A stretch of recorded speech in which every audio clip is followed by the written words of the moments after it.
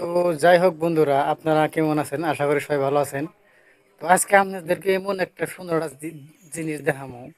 জিনিস মানে অদ্ভুত জিনিস, মানে বস্তু না দেখলে কথা কেউ বিশ্বাস করবেন না যে কেরালার মানুষে কেমন করে এই বস্তুটা বানায়।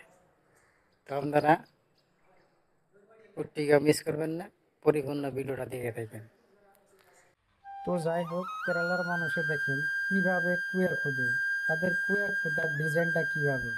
যেমন আমাদের আসামে একটা কুয়া যদি খুদবার নিয়ে যায়, প্রথমে চাকি দিয়ে দিয়ে বহে বহে তারপরে কুয়া খুদে নেয়, কিন্তু কেরালার মানুষে তারা কত ফুট, মোটামুটি 40-50 ফুট নিচে গেছে তত কিছু দিয়ে তারা ই করে নেয়।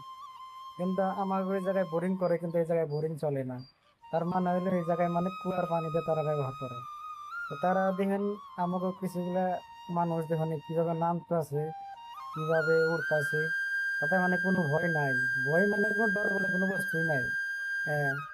তো আমি ভাবি এরা যে কুয়ের প্রতি কুয়ার ডিজাইনটা অনেক ভালো, কিন্তু তলে অথচ বহুত ক্ষুধার পরে আপনার কিছু পানি বেড়েছে। পানি বেড়েছে, এরা বইভাবে পানি উঠে গেছে। হ্যাঁ। আর কথাবার্তা কুইতেছে। তো দেখেন কুয়াটার মানে পুরো ডিজাইনটা খুব ভালো লাগছে একবারে। এই যে মানুষ আরেকজন উঠতেছে, দেখেন কিভাবে উঠতেছে।